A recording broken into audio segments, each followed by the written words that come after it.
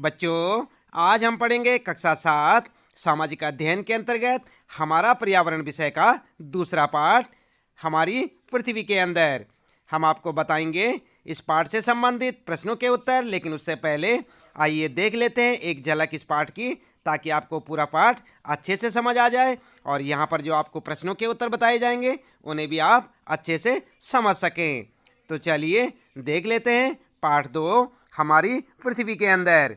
ध्यान दें बच्चों, आप देख सकते हैं यहाँ पर यह है आपका दूसरा पाठ और पाठ का नाम क्या है? हमारी पृथ्वी के अंदर।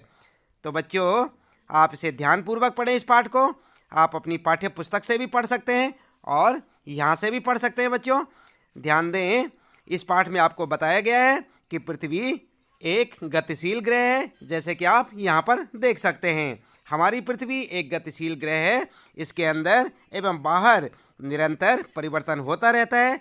क्या आपने कभी सोचा है कि पृथ्वी के आंतरिक भाग में क्या है? पृथ्वी किन पदार्थों से बनी है?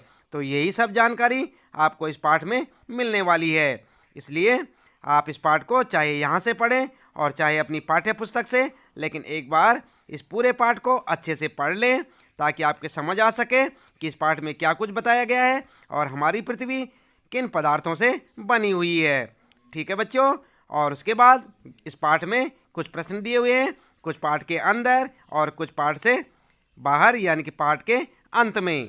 तो हम आपको इन सारे प्रश्नों के उत्तर यहाँ पर बताने वाले हैं। तो आप लगातार देखते रहें वीडियो और जुड़े रहें हमारे साथ। यदि आपने अभी तक चैनल सब्सक्राइब नहीं किया तो आप चैनल को सब्सक्राइब अवश्य कर दें, बेल आइकन भी दबा दें ताकि आपको आने वाली प्रत्येक वीडियो की नोटिफिकेशन मिलती रहे और मिलते रहें आपको आपके सारे सवालों के जवाब। तो बच्चों ध्यान दें, आप यहाँ पर जो है आपके लिए प्रश्न शुरू होते हैं इस पाठ से संबंधित और हम आपको बता रहे हैं इन सारे प्रश्नों के जवाब।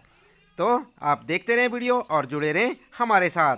चलिए शुरू करते हैं, इस पाठ से संबंधित प्रश्न उत्तर जान लेते हैं। तो बच्चों, आप यहाँ पर ध्यान दें, यह है आपका दूसरा पाठ, हमारी पृथ्वी के अंदर, इनसाइड आवर अर्थ। और हम आपको बता रहे हैं यहाँ पर प्रश्नों के उत्तर अभ्यास प्रश्न उत्तर में। तो आप ध्यान दें, सबसे पहले हम बात करते हैं यहाँ पर पाठ के आंतरिक प्रश्न और उनके उत्तरों के बारे में। तो आंतरिक प्रश्न आप समझते हैं ना, जो पाठ के बीच बीच में पूछे हुए प्रश्न होते हैं उन्हें कहते हैं आंतरिक प्रश्न। और पहला प्रश्न आपका, आप देख सकते हैं, निम्न प्रश्नों के उत्तर दीजिए। और क्या है यहाँ पर? पृथ्वी की 3 परतें क्या हैं? तो आपको देखने को मिलेगा ऐसा प्रश्न, पृथ्वी की 3 परतें क्या हैं और कौन कौन सी हैं 3 परतें? उत्तर में लिखेंगे पृथ्वी की 3 परतें हैं। नंबर 1 भूपर्पटी, नंबर 2 मेटल और नंबर 3 क्रोड। आप ध्यान दें, यहाँ पर भूपर्पटी, मेटल और क्रोड, इस प्रकार से आप पृथ्वी की 3 परतों के बारे में उत्तर लिख सकते हैं कि ये हैं पृथ्वी की 3 परतें। उसके बाद अगला प्रश्न है बच्चों आपका यहाँ पर, सेल क्या है? तो सेल क्या होते हैं? उत्तर में लिखेंगे पृथ्वी की परपटी बनाने वाले खनिज पदार्थ के किसी भी प्राकृतिक पिंड को सेल कहते हैं। सेलें विभिन्न रंग, आकार एवं गठन की हो सकती हैं। तो इस प्रकार से आप इस प्रश्न का उत्तर लिखेंगे। ध्यान रहे बच्चों, इंपॉर्टेंट क्वेश्चन है ये सारे आपके, इन्हें आप याद भी करें। इसके बाद बात करते हैं यहाँ पर गए प्रश्न है, 3 प्रकार की सेलों के नाम लिखें। तो यहाँ पर लिखेंगे आप 3 प्रकार की सेलें, हेडिंग डालेंगे और लिखेंगे नंबर 1 आग्नेय सेल, नंबर 2 अवसादी सेल और नंबर 3 कायांतरित सेल। इस प्रकार से आप जो है अपने इस गए प्रश्न का उत्तर लिख सकते हैं बच्चों। इसके बाद बात करते हैं यहाँ पर,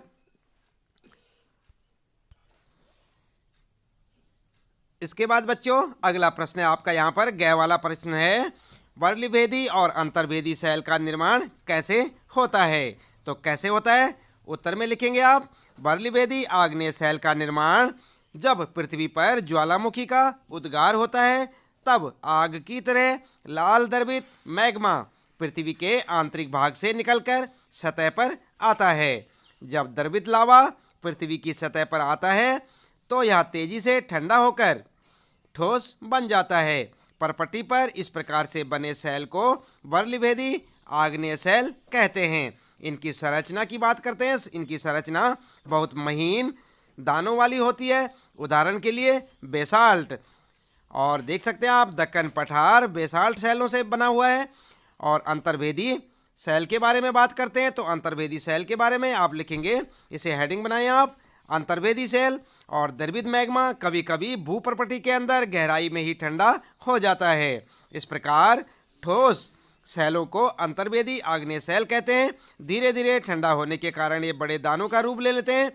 ग्रेनाइट ऐसे ही सेल का एक उदाहरण है। तो आप ध्यान दें बच्चों, यहाँ पर जो है इस प्रश्न के उत्तर में आप देख सकते हैं ये घ वाला प्रश्न है कि बर्लिवेदी और अंतर्वेदी सेल का निर्माण कैसे होता है। उत्तर में आप सबसे पहले लिखेंगे उत्तर में बर्लिवेदी आग्नेय सेल का निर्माण, और यहाँ पर जो है आप एक हेडिंग डालेंगे। इसके बाद ये सब लिखेंगे आप यहाँ पर, और उसके बाद नंबर 2 पे लिखेंगे आप, यहाँ पर ध्यान दें, नंबर 2 पे लिखेंगे आग्नेय सेल, ये जो है अंतर्वेदी आग्नेय सेल, और यहाँ पर फिर हेडिंग डालेंगे, इसे लिखेंगे नंबर 2, और उसके बाद ये सब यहाँ पर लिखेंगे। इसके बाद बात करते हैं यहाँ पर अगला प्रश्न है बच्चों, सेल चक्र। सेल चक्र से आप क्या समझते हैं? तो उत्तर में लिखेंगे एक सेल से दूसरे सेल में परिवर्तन होने की प्रक्रिया को सेल चक्र कहते हैं। ध्यान दें आप, सेल चक्र से आप क्या समझते हैं? एक सेल से दूसरे सेल में परिवर्तन होने की प्रक्रिया को सेल चक्र कहते हैं। तो इस प्रकार से आप जो अपने इस प्रश्न का उत्तर लिख सकते हैं। इसके बाद बात करते हैं बच्चों सेलों के क्या उपयोग हैं। तो देख लेना आप यहाँ पर प्रश्न, उत्तर में लिखेंगे सेलों के उपयोग और एक हेडिंग डालेंगे। उसके बाद लिखेंगे नंबर 1, 2, 3 करके। नंबर 1, सेलों से कई दुर्गों किलों का निर्माण किया जा चुका है तथा भवन निर्माण में भी ये सहायक होते हैं। नंबर 2 लिखेंगे सड़क निर्माण में सहायक। और नंबर 3, विभिन्न खेलों के या विभिन्न खेलों में उपयोग। तो इस प्रकार से उपयोग लिखेंगे, यहाँ पर उपयोग नहीं लिखेंगे, उपयोग यहाँ पे इस प्रकार से लिखेंगे। तो आप ध्यान दें, नंबर 1, नंबर 2, 3 करके लिखेंगे।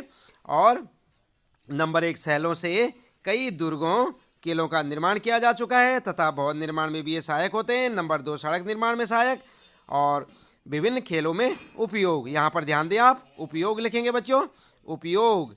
और यहाँ पर जो है इसके बाद अगला प्रश्न है कायांतरित सेल क्या है। तो उत्तर में लिखेंगे, उत्तर लिखेंगे आग्नेय एवं अवसादी सेल उच्च ताप एवं दाब के कारण कायांतरित सेलों में परिवर्तित हो सकती हैं। उदाहरण के लिए चिकनी मिट्टी स्लेट में एवं चूना पत्थर संगमरमर में परिवर्तित हो जाता है। तो इस प्रकार से आप अपना उत्तर कायांतरित सेल के बारे में लिख सकते हैं। आप ध्यान दें बच्चों, जैसे जैसे यहाँ पर बताया गया है वैसे ही आप लिखें। और अगला है प्रश्न बच्चों, सही उत्तर चिन्हित कीजिए। तो इस प्रकार से सही का चिन्ह लगाना आपने सही उत्तर पर। और क्या है यहाँ पर? द्रवित मैग्मा से बने सेल। तो यहाँ पर ये 3 ऑप्शन है आपके लिए, इन तीनों में से एक सही है। और कौन सा सही है? आग्नेय सेल। तो यहाँ पर आप सही का चिन्ह लगाएंगे, नंबर 1 वाला आग्नेय। और इसके बाद जो है ख वाला पढ़ते हैं यहाँ पर, पृथ्वी की सबसे भीतरी परत को क्या कहते हैं? परपटी, क्रोड या मेंटल। तो यहाँ पर आप क्या लिखेंगे? आप लिखेंगे क्रोड। ध्यान दें आप, क्रोड पे आप सही का चिन्ह लगाएंगे। और इसके बाद अगला है सोना, पेट्रोलियम एवं कोयला किसके उदाहरण हैं? तो यहाँ पर जो है 3 देख सकते हैं आप, 3 ऑप्शन है आपके लिए, सेल, खनिज या जीवाश्म। तो सोना, पेट्रोलियम, कोयला जो है किसके उदाहरण हैं? उत्तर में लिखेंगे खनिज के। तो यहाँ पर सही का चिन्ह लगाएं। और अगला है आपका सेल जिसमें जीवाश्म होते हैं, अवसादी, कायांतरित या आग्नेय। तो जीवाश्म किसमें होते हैं बच्चों? उत्तर लिखेंगे अवसादी सेल। तो यहाँ पर सही का चिन्ह लगाएं। और इसके बाद अगला प्रश्न है पृथ्वी की सबसे पतली परत कौन सी है? इन तीनों में से आप देख सकते हैं कौन सी है, आपने पाठ पढ़ लिया होगा। उत्तर लिखेंगे परपटी, ठीक है। और इसके बाद जो है अगला प्रश्न है बच्चों तीसरे प्रश्न में पूछा है कि निम्नलिखित स्तंभों को मिलाकर सही जोड़े बनाइए। और यहाँ पर देख सकते हैं आप स्तंभ ये क, ख, ग, घ और च। तो क्रोड, खनिज, सेल, चिकनी मिट्टी, सीएल। और अगला है यहाँ पर उसी के लिए जोड़े बनाने के लिए, फर्स्ट में है स्लेट में बदलता है, दूसरा है सड़क एवं इमारत बनाने के लिए उपयोग होता है, तीसरा सिलिका एवं एल्यूमिनियम से बनता है, और चौथा है इसका एक निश्चित रासायनिक मिश्रण होता है, और पांचवा है सबसे भीतरी परत। तो इसका उत्तर आप किस प्रकार से लिखेंगे? इनके साथ जो यहाँ पर दिए हुए हैं ये 5, इनके साथ इनको मिलाकर आप लिखेंगे। तो कैसे लिखेंगे? उत्तर में आप इस प्रकार से लिखें। उत्तर आपका ऐसे रहेगा क में लिखेंगे करोड़, ख खनिज, सैल, चिकनी मिट्टी और सीएल। तो ये तो जो ऐसे ही लिखेंगे आप। और इसके साथ लिखेंगे आप इस प्रकार से। फर्स्ट वाले के साथ लिखेंगे सबसे भीतरी परत, सेकंड वाले के साथ लिखेंगे इसका एक निश्चित रासायनिक मिश्रण होता है, थर्ड वाले के साथ सड़क एवं इमारत बनाने के लिए उपयोग होता है, चौथे वाले के साथ लिखेंगे स्लेट में बदलता है, और पांचवें वाले के साथ लिखेंगे सिलिका एवं एल्यूमिनियम से बनता है। ठीक है, तो इस प्रकार से आप जो है इनके साथ मिलाकर इन्हें लिखेंगे। इसके बाद भी आप यहाँ पर लिख सकते हैं, चाहे तो यहाँ पर लिख सकते हैं आप, और चाहे तो अलग यहाँ से जो है यहाँ पर इस प्रकार से उत्तर दे सकते हैं आप। तो इन दोनों को इस प्रकार से आप उत्तर में लिखेंगे। देख रहे हैं ना आप यहाँ पर, एक बार फिर से देखें। उत्तर आप ऐसे लिखेंगे जैसे यहाँ पर लिखा हुआ है, बिल्कुल सेम टू सेम ऐसे लिखें बच्चों, और आपका उत्तर हो जाएगा। इसके बाद है अगला प्रश्न है बच्चों चौथा, कारण बताइए। और कारण बताइए में सबसे पहले है हम पृथ्वी के केंद्र तक नहीं जा सकते। तो इसका क्या कारण है? उत्तर लिखेंगे हम पृथ्वी के केंद्र में निम्न कारणों से नहीं जा सकते। और क्या कारण है?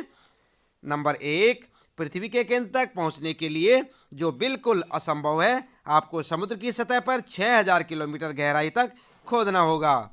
और दूसरा है पृथ्वी की सतह से नीचे जाने पर तापमान 1 सेंटीग्रेड प्रति 32 मीटर की दर से बढ़ता जाता है। और उसके बाद नंबर तीसरा कारण लिखेंगे पृथ्वी के केंद्रीय करोड़ तरल अवस्था में आग का गोला है एवं वहाँ का दाब भी बहुत अधिक है। ठीक है, तो इस प्रकार से आप जो है इसका कारण लिख सकते हैं कि हम पृथ्वी के केंद्र तक क्यों नहीं जा सकते, ये है इसका कारण। आप उत्तर में लिखें। और नंबर 2 है यहाँ पर प्रश्न है ख में, अवसादी सेल अवसाद से बनती है, तो कारण बताएं। तो कारण में क्या होगा? उत्तर लिखेंगे आप सेल लुढ़क कर, चटक कर तथा एक दूसरे से टकराकर छोटे छोटे टुकड़ों में टूट जाती है। इन छोटे कणों को अवसाद कहते हैं। ये अवसाद हवा, जल आदि के द्वारा एक स्थान से दूसरे स्थान पर पहुंचकर जमा कर दिए जाते हैं। ये अदृढ़ अवसाद दबकर एवं कठोर होकर सेल की परत बनाते हैं। इस प्रकार की सेलों को अवसादी सेल कहते हैं। उदाहरण के लिए बलुआ पत्थर रेत के दानों से बनता है। इन सेलों में पौधों, जानवरों एवं अन्य सूक्ष्म जीवाणुओं जो कभी इन सेलों पर रहे हैं के जीवाश्म भी हो सकते हैं।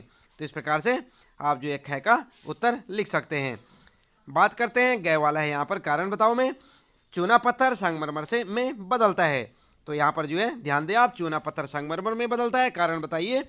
उत्तर में लिखेंगे आप चूना पत्थर एक अवसादी सेल है। अवसादी सेल उच्च ताप एवं दाब के कारण कायंत्रित सेलों में परिवर्तित हो सकती है।